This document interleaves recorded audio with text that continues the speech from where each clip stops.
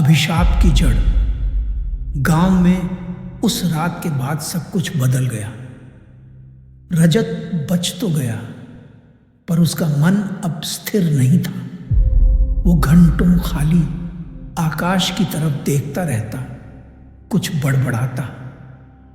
वो बच्चा हवेली के नीचे, खून की महक।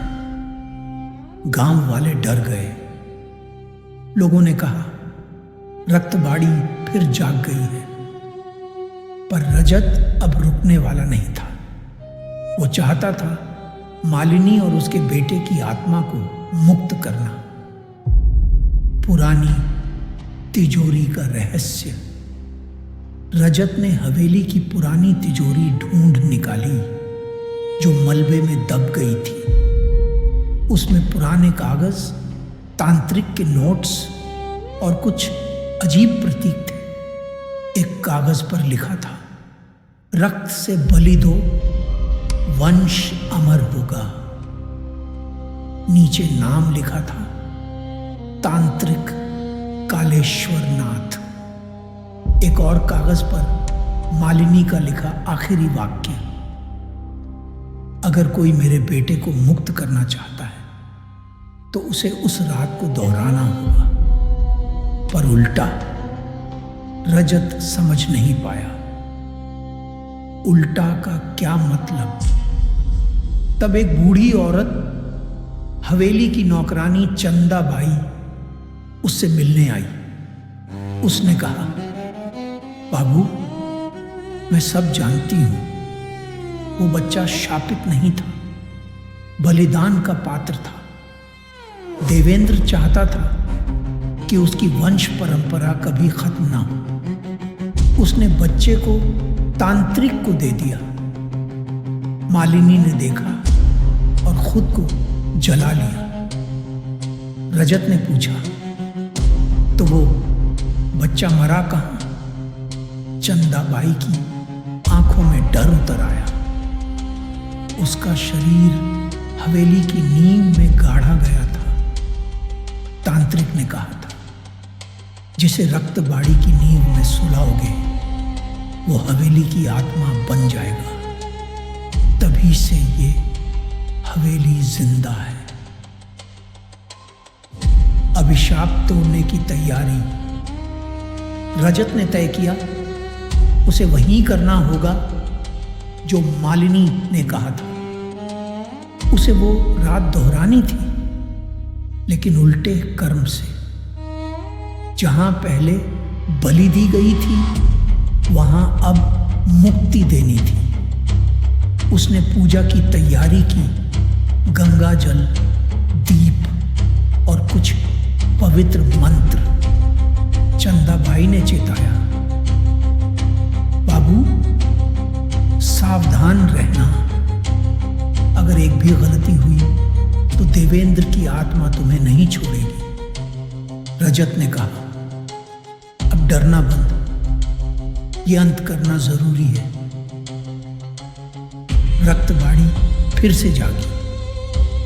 अमावस्या की रात फिर आई। रक्तबाड़ी के आसमान में काले बादल छा गए। रजत लालटेन लेकर हवेली पहुंचा।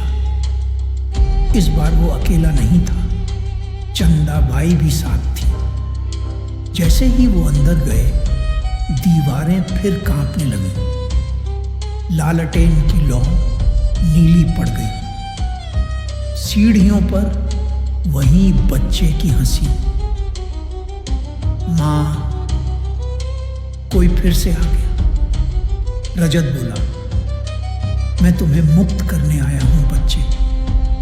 कमरे में मालिनी की परछाई फिर दिखी। वो बोली, सावधान रहना, वो जागने वाला है। नींव के नीचे रजत और चंदाबाई ने फर्श का पत्थर हटाया। नीचे एक अंधेरा गड्ढा था, जहां से ठंडी हवा और बदबू आ रही थी। वहां एक छोटा कंकाल लाल कपड़े में लिपटा पड़ा था। उसके माथे पर वही तांत्रिक का चिन्ह था। रजत ने कांपते हुए कहा, हे परमेश्वर, इस आत्मा को शांति दे। उसने गंगा जल छिड़का और मंत्र पढ़ने लगा, AUM, शांति शांति शांति। पर तभी गड्ढे से भयानक चीख निकली, रुक जा। देवेंद्र की आत्मा उभर आई, लाल धुएं में लिपटी हुई। उसने कहा, तू उसे मुक्त करेगा तो मैं समाप्त हो जाऊंगा। रजत ने मंत्र और तेज पढ़ा। हवा तेज चलने लगी, दीवारों से खून बहने लगा। मालिनी की परछाई देवेंद्र के सामने आ खड़ी हुई। अब बहुत हो गया देवेंद्र, अब तेरा अंत होगा। अभिशाप का टूटना। रजत ने आखिरी बार चिल्लाया, मालिनी देवी, अपने बेटे को गोद में ले लीजिए। जैसे ही उसने कहा, वो लाल कपड़े वाला कंकाल हवा में चमका और एक बच्चे की आत्मा बन गया। बच्चा मुस्कुराया, बोला, मां। मालिनी ने उसे गले लगाया और दोनों सफेद रोशनी में बदल गए।